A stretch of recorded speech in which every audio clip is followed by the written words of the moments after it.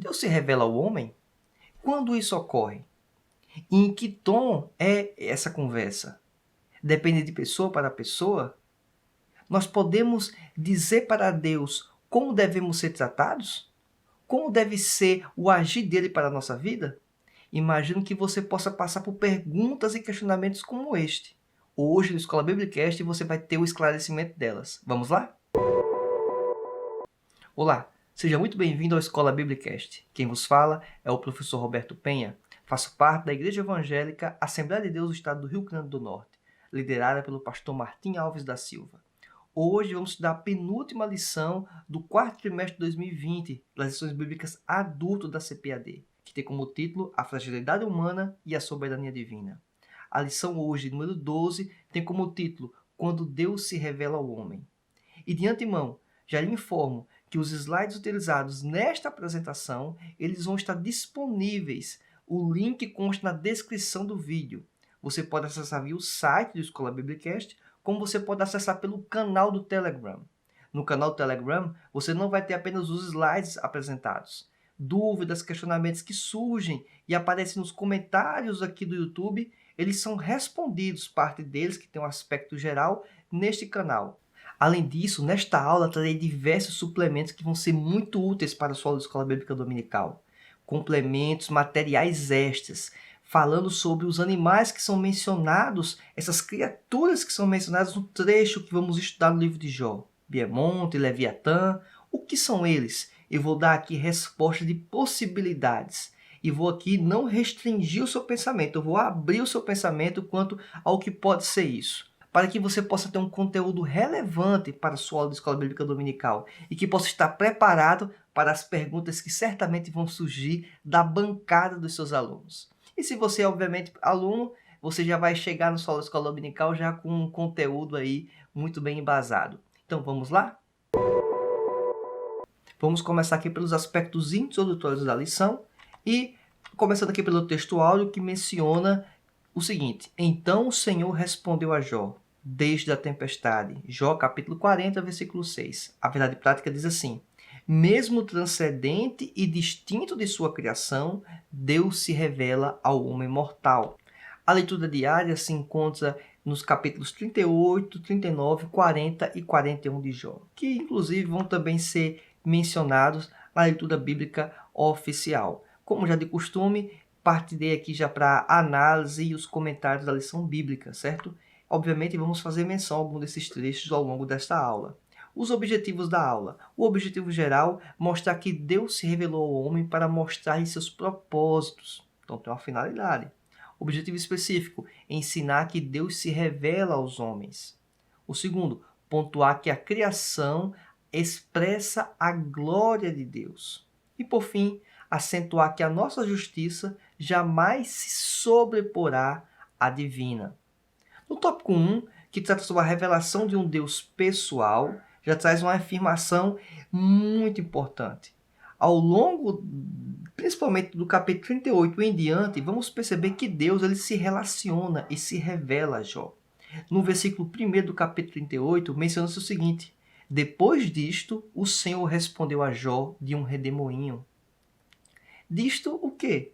Obviamente se trata do que Jó passou e foi retratado parte desta aflição durante o próprio trecho bíblico que vemos aqui, tivemos acesso ao longo desse trimestre. Então, chegou a hora de Deus se revelar a Jó.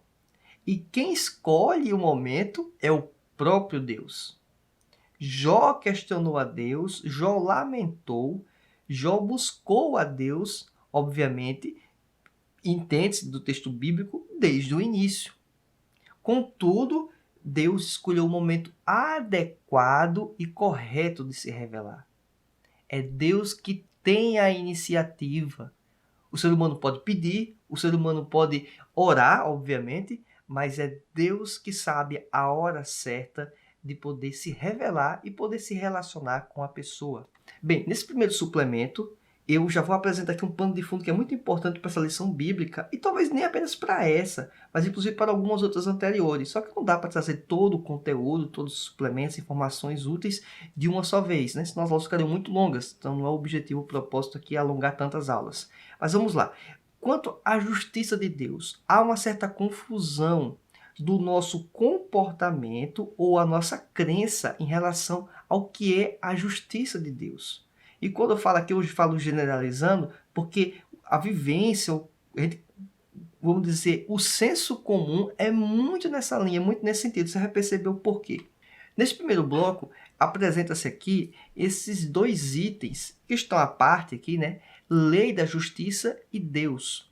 É que algumas pessoas, e aí a convivência, né, do dia a dia, a gente percebe, é que elas entendem que Deus deve agir de acordo com um certo parâmetro. Um parâmetro que é a lei da justiça.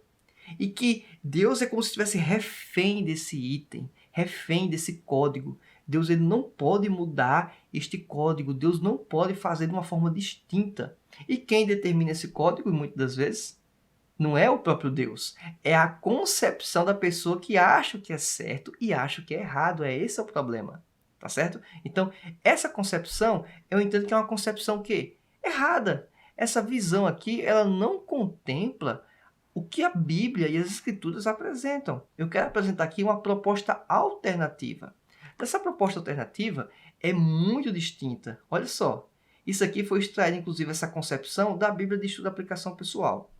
E aqui eu consigo perceber o seguinte: a justiça é um elemento incluso num âmbito maior que é o próprio Deus.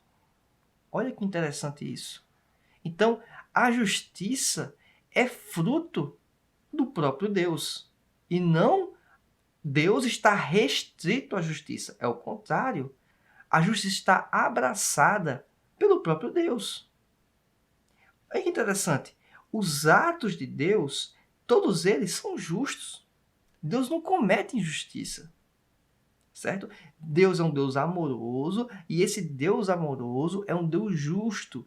E o caráter de Deus de justiça, mesmo tendo misericórdia e mesmo sendo amoroso, ele permanece um Deus justo. Deus não pratica injustiça.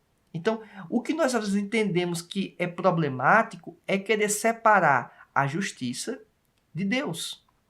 E quando a gente separa isso, Deus passa a ser refém desse código de conduta, de ética, de comportamento, aquilo que deve ser certo. Aí a pessoa não aceita que coisas ruins aconteçam com coisas boas. E a gente percebe também que parte da consequência das próprias proposições que os amigos de Jó apresentam deriva também de um pouco desse raciocínio, certo?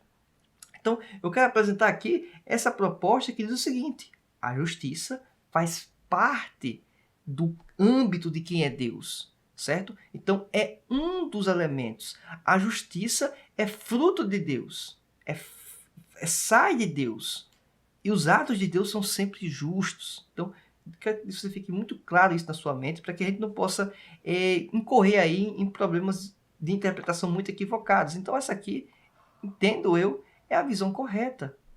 Então, pega esse suplemento aí e verifica se isso não pode ser útil para a sua escola bíblica dominical, tudo bem? O segundo elemento aqui do tópico 1, quando falamos sobre a revelação desse Deus pessoal, é a poderosa manifestação de Deus. Deus não é impessoal. Pelo contrário, ele é um ser que se revela e fala com os homens. Jó teve, né, diz aqui o comentarista bíblico, que é um trecho da lição, a vida transformada depois de ouvir Deus. E talvez o que muitos podem se perguntar é: qual é a forma de Deus falar? Porque com Jó foi de forma audível. E Deus fala de forma audível? Fala de forma audível, certo? Ele fala isso com todo mundo? Não. Ele fala isso sempre com todo mundo? Não. Então, Deus ele age da forma que ele bem entende. Mas eu quero deixar claro para você é que existe sim uma forma de comunicação principal de Deus para com o homem. É audível? Não. É a própria Escritura Sagrada. A própria Escritura Sagrada, ela revela quem é Deus e Deus se relaciona conosco por meio das verdades da Escritura Sagrada. Agora, que Deus age e opera na vida de cada um de nós de forma pessoal, isso ocorre. E essas imagens aqui apresentam um pouco disso. Temos aqui, de um ponto, o caráter pessoal, certo? Ou seja, você ora, Deus está ouvindo a sua oração, Deus conversa com você. Deus pode falar com você. Tudo bem? Deus pode lembrar a você versículos bíblicos. Você estuda a Bíblia e Deus lembra para você o que era um versículo bíblico, que é a resposta para uma situação que você está passando. Então aquilo não é algo aleatório. Aquilo é Deus falando com você. A Bíblia diz que nós devemos estudar as Escrituras e que o Espírito Santo nos faz lembrar daquilo que temos lido. Então, é importante que você leia a Bíblia, para que eu leia a Bíblia, para que o Espírito Santo possa nos fazer lembrar de tudo aquilo que está escrito. Um outro elemento também é do aspecto geral. Deus, ele trata tanto no âmbito pessoal, no âmbito, para alguns, chamado micro, né? E ele trata no âmbito geral, no âmbito macro. Ele está no controle da sociedade. Ele está no controle das cidades. População de milhões, ele está no controle. Alguns erroneamente, né, atribuem que Deus entregou a Satanás. Isso aí é um pensamento totalmente equivocado, né? A leitura do texto lá de Gênesis, tá certo? Deus está no controle e continua no controle. Tudo bem? E o âmbito do Deus que é pessoal, esse Deus, ele é onipresente. Agora temos que ter uma distinção muito clara que a onipresença de Deus não quer dizer que é um permanente relacionamento de comunicação de Deus para com o homem. Como assim? Da forma que Jó estava esperando, não era desse jeito. Mas se você pensar que tem as Escrituras Sagradas e que as Escrituras Sagradas revelam para conosco a vontade de Deus, Deus sim está se revelando para conosco todo dia, a todo momento, certo? E temos, inclusive, outras referências bíblicas que apresentam a glória de Deus, que apresentam Deus à comunidade, à sociedade, às pessoas, que é a própria criação, que inclusive vamos estudar um pouco a respeito disso ainda nessa lição bíblica. Então, o Deus que é pessoal, ele está presente, tudo bem? Fica muito claro isso no trecho de Jó, inclusive, e temos isso ao longo de toda a história bíblica. Deus esteve presente em todos os momentos da história, de forma muito ativa, atuante, inclusive. Temos aqui um outro elemento importante, né? Quando vamos aqui para o tópico 2 da lição bíblica, já avançando um pouquinho mais, que fala sobre a revelação de um Deus sábio. Na mecânica celeste, Deus convida Jó a contemplar o universo e vê-lo como funciona. Basicamente está no capítulo 38 de Jó. E olha só o convite de Deus. Deus passa a ter um relacionamento de conversa para com Jó, né? Inicialmente Jó passando todas aquelas aflições e Jó questiona a Deus durante certo momento. Jó lamenta o processo que ele está passando e Deus resolve falar com Jó. Mas o interessante é que Deus se volta para falar com Jó e não é nos termos que Jó quer. E isso é muito importante termos isso em mente. Nem sempre quando Deus vai falar conosco é nos termos do que eu estou pedindo ou do que eu estou desejando. Eu posso me chegar a Deus, fazer um pedido, apresentar um propósito e Deus se relacionar comigo, conversar comigo, me orientar de uma forma totalmente distinta. Ele tocar em um outro âmbito da minha vida, uma outra área que nem sequer passava pela minha cabeça. E isso é pior ou melhor? Do ponto de vista humano, alguns vão pensar que é pior. Do ponto de vista espiritual e do ponto de vista de Deus, é o melhor. Ou seja, para mim também é o melhor. Só que muitas das vezes nós não compreendemos isso. A visão limitada do homem não alcança, e muitas das vezes, aquilo que é melhor para a gente. Quem sabe o que é melhor para a gente é o próprio Deus, não somos nós. Isso é importante, né? Sabermos. No próprio contexto ainda do capítulo 38, Deus ele apresenta a Jó sobre um pouco sobre a dinâmica da vida. Que ele sustenta os animais, que ele fornece toda a estrutura para que as coisas funcionem como estão funcionando. As aves possam ter condições, tudo de forma minimamente orquestrada, nos mínimos detalhes. E aí o comentarista bíblico apresenta inclusive o termo de design inteligente. E aqui eu quero fazer um rápido parêntese e expor para vocês que existe no Brasil a Sociedade Brasileira de Design Inteligente. o link aqui, consta o endereço no próprio slide, que pode ser útil para você poder entrar nesse site, se aprofundar e ver alguns materiais que são bastante úteis.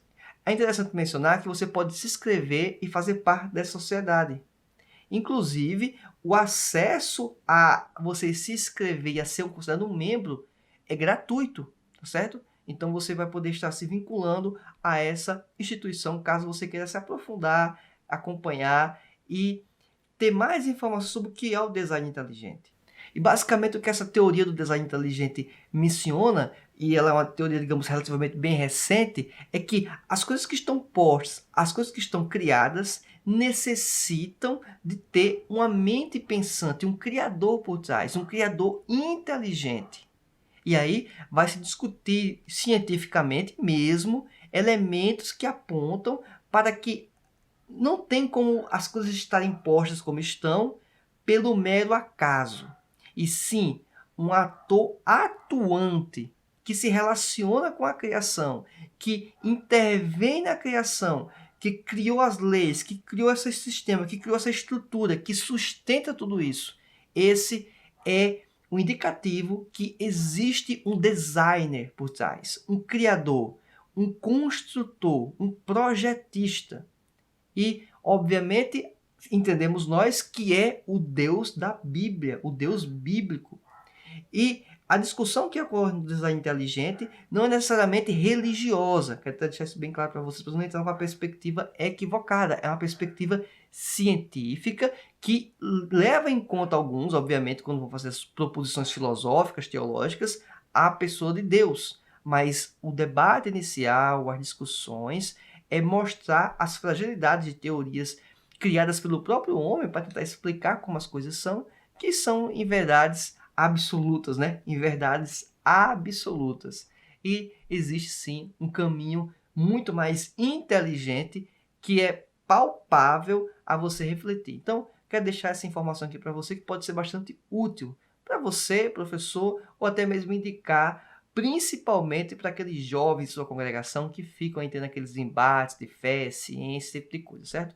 E eu tenho o prazer de fazer parte dessa Sociedade Brasileira de Design Inteligente. Então, achei pertinente fazer menção a isso. É mais um material que você pode se aprofundar, pode acompanhar, tá certo? Quero trazer aqui para você uma reflexão muito interessante. Pois quando vamos tratar sobre quem é Deus, as pessoas acham que essa pergunta ou essa conversa sobre essa temática ela é irrelevante. Muito pelo contrário. Uma das principais perguntas que o ser humano faz, ela só é possível responder de forma satisfatória do ponto de vista teológico, bíblico e até filosófico por muitos. Em que sentido? Quando eu consigo saber quem é Deus. E aí eu levanto aqui a proposição de duas grandes perguntas que nós devemos fazer e tentar buscar respostas para elas. A primeira delas, que acho que a totalidade da humanidade pergunta, é quem sou eu? O que eu estou fazendo aqui? Qual o propósito? Tipo de coisa. É uma pergunta, vamos dizer, muito importante, relevantíssima.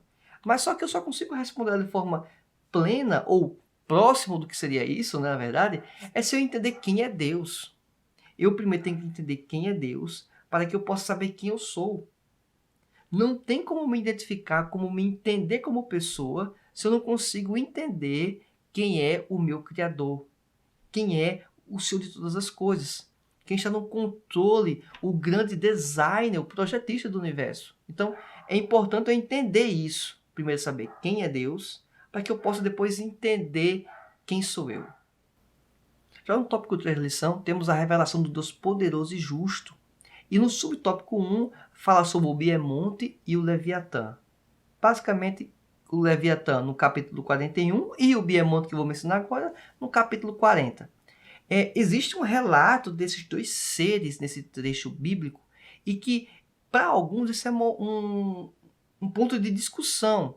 Porque o trecho que nós estamos tratando, capítulo 38, 39, 40, 41 de Jó, a temática da resposta, da conversa com Deus com Jó, temos, obviamente, conteúdo a aprender. Mas aquilo que pode trazer mais dificuldades para o entendimento do que é isso de fato, e até mesmo a gente que é professor de escola dominical, os alunos questionarem, né? Vir com perguntas aí, vamos dizer, um pouco complicadas, que se tratando dessa temática.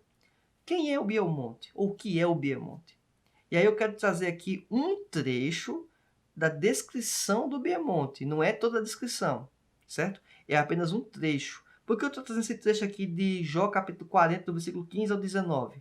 E tem essas imagens que você está enxergando aí, né? Um hipopótamo, né? Inclusive tem uma outra imagem ao lado, que é a traseira do hipopótamo, né? Que mostra o rabo dele. Você vai entender quando observar o que o texto bíblico a respeito. E também tem essa árvore aí, essa árvore que é o cedro, tudo bem? Então, essas imagens aqui vão ser um auxílio para você entender esse trecho bíblico. Diz lá, Jó, capítulo 40, versículo 15, na tradução NVI. Veja o biemonte que criei quando criei você e que come do capim como boi. Que força ele tem em seus lombos, que poder nos músculos do seu ventre. Até então, lendo o capítulo 40, versículo 15 e 16, podemos imaginar que faz sentido essa imagem desse animal aí, né? Um hipopótamo. Eu aqui vou explicar um pouquinho mais sobre isso. Só que o versículo 17 traz uma questão um pouco mais, vamos dizer, complexa. Por quê? Porque ele menciona que a cauda dele balança como o cedro. Olha que interessante, balança como o cedro? Mas o cedro não é essa árvore aqui, que consta com um tronco muito grosso? Né? E diz também que os nervos de suas coxas são firmemente entrelaçados. Então, parece ter uma questão problemática quando vamos atrelar esse animal a ser um hipopótamo.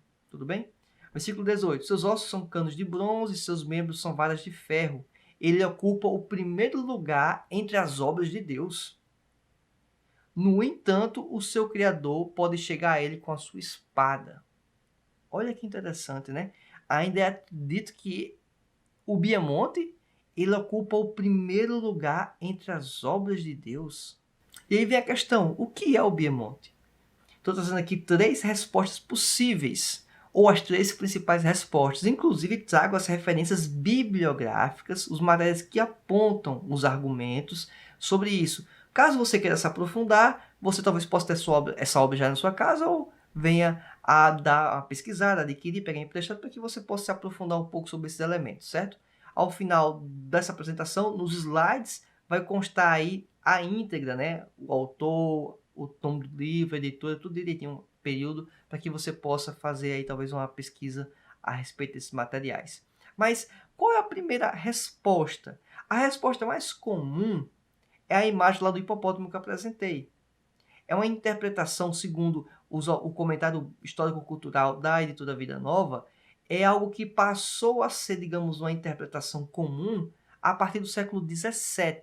Então, a ideia do que o Biemonte é um hipopótamo é uma ideia aí por volta do século XVII, que foi cunhada segundo esses autores. Então, essa é uma possibilidade de resposta. Só que temos um problema.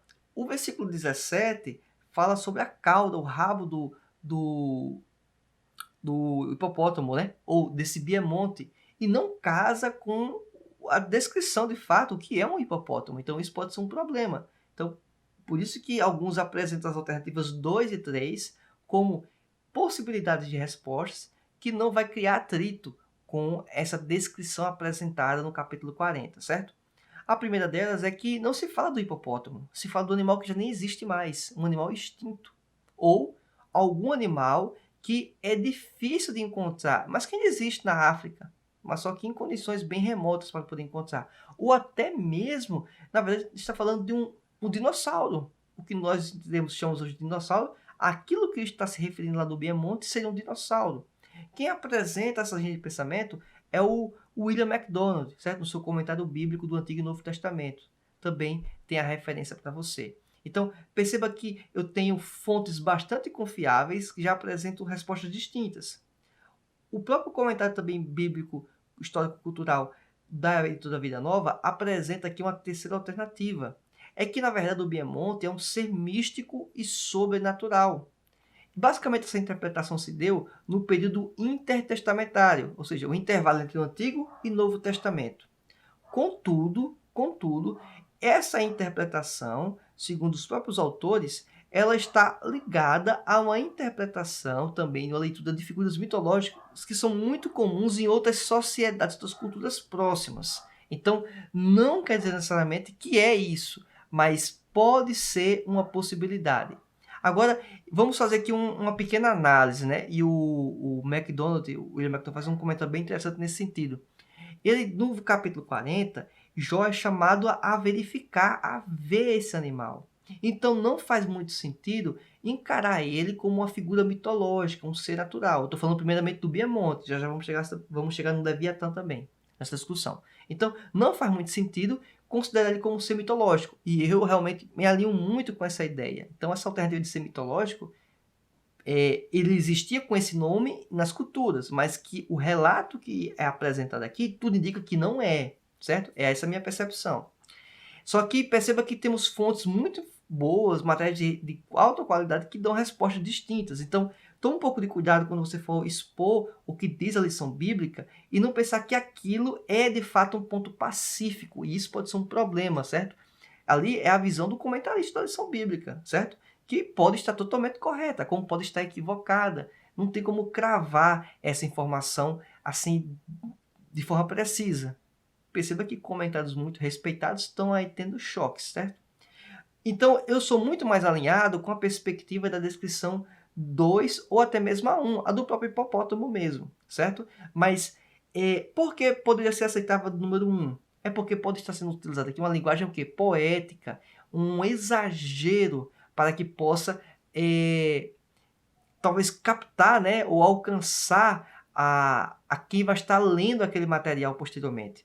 Perceba que no próprio texto que nós lemos é mencionado que ele ocupa o primeiro lugar entre as obras de Deus.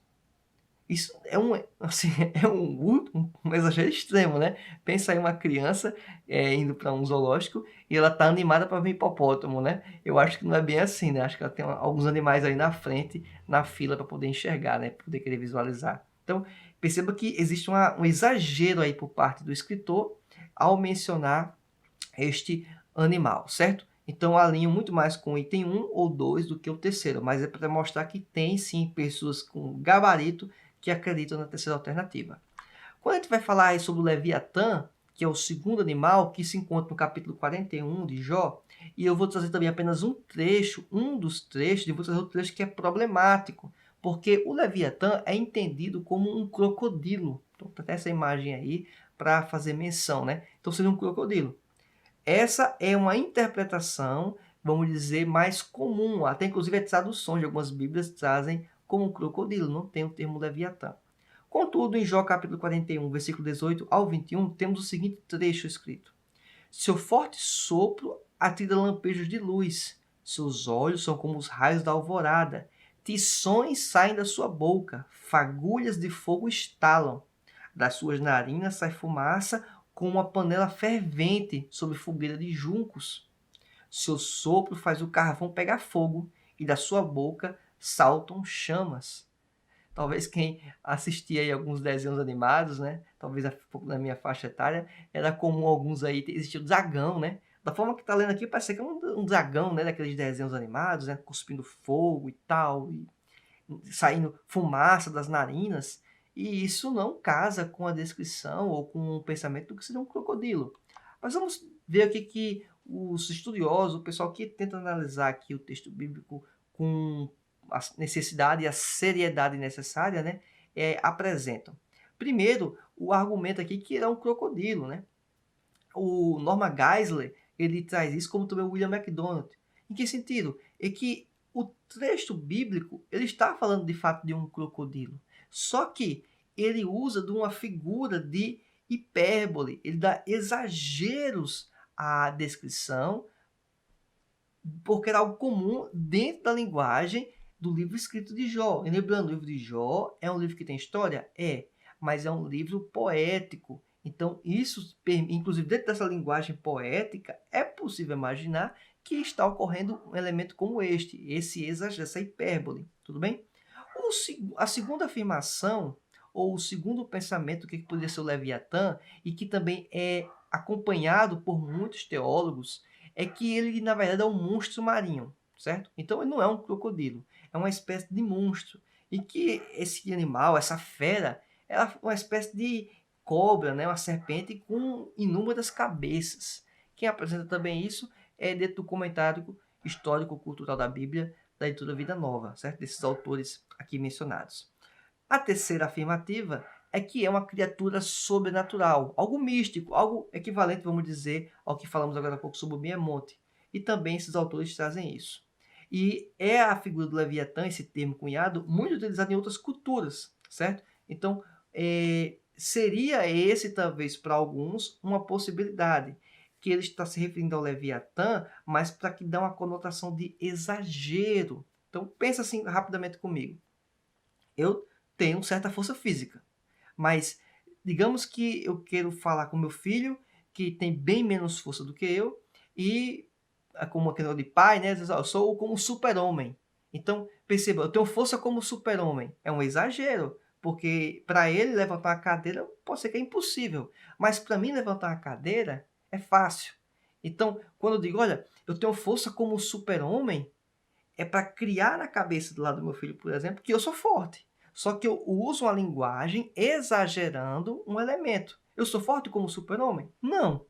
Então, é uma interação lá no mundo da fantasia lúdico com meu filho, certo? Eu sou forte como super-homem, mas não é essa a ideia. Na linguagem poética, a pessoa pode entender isso. Então, eu entendo particularmente, mais uma vez, que não se trata de uma criatura sobrenatural. Aí, na lição bíblica que você for acompanhar, o comentarista bíblico vai na linha que é um ser sobrenatural também, é uma possibilidade, né? Então, eu acho que cravar, seja que seja animal ou sobrenatural, pode ser um pouco problemático. Mas eu acho bem mais problemático é quando crava como sobrenatural, certo? Eu acho que a linguagem e entender que é um ser real faz mais sentido com o contexto bíblico. Por quê? Tanto no versículo, no capítulo 40 como no 41, é mencionado a Jó para que ele possa ver, falar sobre pegar com um anzol. Então, assim, como é que vai chamar para Jó ver um ser que é místico, que é inclusive de outras culturas? Poderia ser, em tese? Poderia, né? Mas como assim ver esse ser, né? Se ele não existe, se é mitologia, se é uma criação humana. Perceba que não faz sentido isso, certo? Então, Deus poderia chamar para ver, ou para dizer que existe uma fantasia? Poderia, mas não é a ideia do texto bíblico. Ele está falando de algo que pode pegar, algo que existe. Só que essa ênfase de apresentar esses seres, né? Essas feras que aí, independente de ser hipopótamo ou não, independente de ser uma serpente ou um crocodilo, né? Esses animais, a ideia que Deus quer apresentar para Jó é que esses animais eles são feras muito fortes. Eles são indomáveis, vamos dizer assim. Então, esses elementos, por serem indomáveis, esses animais por serem indomáveis, essas feras indomáveis, como Jó, ele tendo receio ou medo, ou nem sequer podendo interagir ou dominar esses animais, essas feras, como ele pensa que ele vai entender ou interagir de forma, vamos dizer, minimamente adequada, né, com o próprio Deus, o Senhor do universo? É essa a questão. Não é que ele não possa se relacionar. Quero que você deixe bem separar isso de forma muito clara. Não é questão de relacionamento, é questão de entender Deus, o agir de Deus. E aí isso é problemático. Na lição bíblica que estamos fazendo agora, a gente está fazendo o quê? Discutindo o caso de Jó e tentando, assim, de alguma forma, entender Deus. Só que eu não posso cair na vaidade e pensar que eu entendo Deus, que você está entendendo a Deus, que você, por estudar o livro de Jó, entender o que aconteceu com Jó, então o que aconteceu com Jó pode acontecer com outras pessoas, e quando acontecer vai ter o mesmo desfecho, é algo matemático, é algo que a resposta vai ser a mesma quando o contexto inicial está de igual forma ou está parecido. Então, assim, a gente não pode cravar. Lembra que Deus ele tem todo o controle, certo? Deus ele é soberano. Então, a partir desses elementos, de entender que Jó ele tem limitações para poder dominar esses animais, aí o contexto, quero dizer para você, é um pouco, independe se é um dinossauro ou se é um hipopótamo, independe se é um crocodilo ou se é um outro tipo de animal, o Leviatã. O importante é que Deus está querendo dizer o seguinte: esses animais são muito fortes e você não vai conseguir dominar eles. Você não tem poder sobre eles. De igual forma, comigo. Na verdade, muito maior, porque fui eu que criei eles. Então é essa mensagem que Deus está passando para eles. E o versículo base, emblemático para você ter essa interpretação e pensar um pouco a respeito disso, é Jó capítulo 41, do versículo 10 ao 11. Tá certo? Diz o seguinte, vou ler com você. Ninguém é suficientemente corajoso para despertá-lo. Quem então será capaz de resistir a mim? Versículo 11. Quem primeiro me deu alguma coisa que eu lhe deva pagar. Tudo que há debaixo dos céus me pertence. Perceba que a ideia aqui que é apresentada nesse trecho é que Jó não teria coragem suficiente para poder mexer com esses animais, com essas feras. E um outro elemento também importante é que Deus pergunta, olha, quem me deu alguma coisa para que eu tenha que pagar? Ou seja, para que eu tenha que dar satisfação? Não, não tem isso. E diz também o seguinte ainda, tudo que há debaixo dos céus pertence a ele. Então, aqueles animais, aquelas feras, estão no controle de Deus. Deus pode acalmar as feras, como pode deixar as feras ficarem furiosas, permanecerem furiosas. Então, Deus está no comando. E Deus criou, né, esses seres terrenos, né, e nós não controlamos tanto o Leviatã, obviamente, como o próprio Biemonte. Nessa conclusão aqui, quero apresentar rapidamente alguns elementos que eu acho muito úteis. O primeiro deles, Deus pode falar conosco ou não. Esse é um ponto emblemático. Vimos na aula passada, Deus pode falar como pode não falar. Foi a mesma coisa aqui nessa lição de hoje. Deus escolhe os termos em que ele fala. Não é eu que determino em que tom vai ser a conversa. É Deus que determina se vai ter conversa e em que tom vai ser. Tá certo? É desse jeito. Tudo bem? Quando eu falo conversa, no nível aí que vocês viram no caso de Jó. Obviamente eu posso me relacionar com Deus e posso orar a Deus e Deus está me ouvindo. Agora, que se Deus vai me responder, e se Deus vai me responder da forma que eu estou pedindo a Ele, aí é outra questão. Tá certo? Outro elemento também, todas as coisas de Deus são justas. Foi o que eu apresentei naquele quadro inicial. Deus só toma decisões justas. Se ele tomasse decisões injustas, ele não seria Deus. Então, perceba que é inclusive um problema de raciocínio lógico, você começar a entender que Deus tem que agir de determinado comportamento. Não. Deus age da forma que é correta sempre. Só sempre, tá certo? Só para ficar bem claro isso. Devemos confiar também em Deus, mesmo em meio às incertezas. E aí, essa é uma questão muito importante para as nossas vidas, que devemos, talvez uma das grandes verdades que devemos carregar durante esse trimestre, para a nossa vida toda, é essa. É saber que devemos confiar em Deus. E os elementos, o que se chama alguns de aleatoriedade ou de azar, o improvável ou o imponderável, vez por outra ele vai acontecer. Mas quando ele acontecer, eu tenho que permanecer firme em Deus, continuar confiando nele. E aí é o momento da gente se alimentar de Deus e estar firmes para que nós não venhamos nos abalar quando vem esses elementos de incerteza, né? Que trazem problemas, né? Cunho psicológico, saúde, seja o que for. E por último, nós possuímos um controle limitado de nossas vidas, mesmo possuindo livre-arbítrio. É óbvio. Então, imagina, eu citei aqui algumas referências bíblicas de livros, materiais, né? E geralmente um professor de escola dominical, ele sempre vai ter a sensação que precisa ter mais um material de suporte. Ele tem um livro, ele acha que precisa ter 2, 3. Ele está com 3 livros, ele acha que precisa ter 10, 50, 100. Então, porque ele quer montar uma boa estrutura, uma boa aula.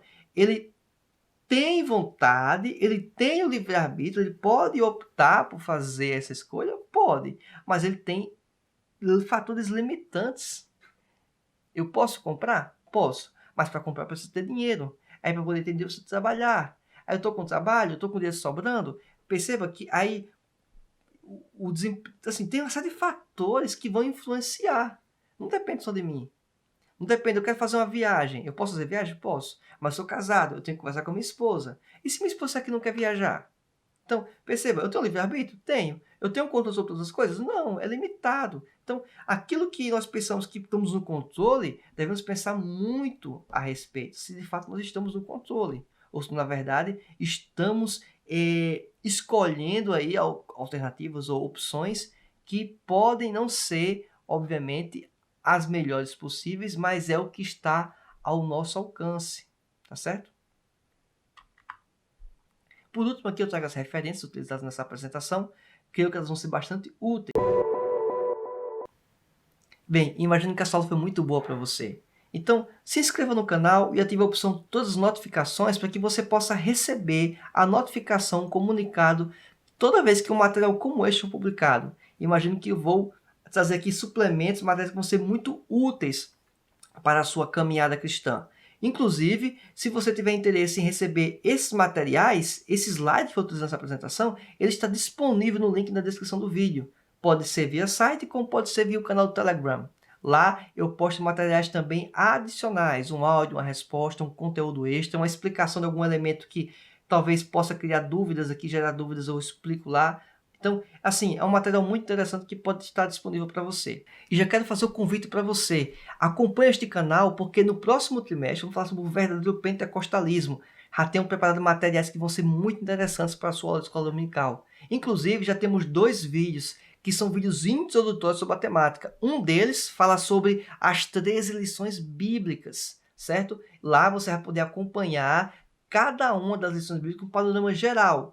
Tem também um outro vídeo que não é uma introdução às lições bíblicas, mas sim sobre a temática, o verdadeiro pentecostalismo. Eu conversei com o pastor, escritor e teólogo, o pastor Cláudio Maia. Também consta esse vídeo aqui. A conversa ficou no alto nível. Então, para ouvir essa conversa aqui, você prepara aquele café e vai se deliciando, digamos, com esse conteúdo teológico de alta qualidade, elementos históricos muito importantes para entendermos nossas raízes do pentecostalismo. Então, prepara aquele café, acompanha e certamente você vai ser muito abençoado com esses materiais. Isso aqui é só o esquenta, o preparativo para o que nós vamos aproveitar durante o trimestre de 2021, o primeiro trimestre de 2021. Aguardo você na nossa próxima aula. Que Deus te abençoe, fique na paz do Senhor e até mais. Tchau!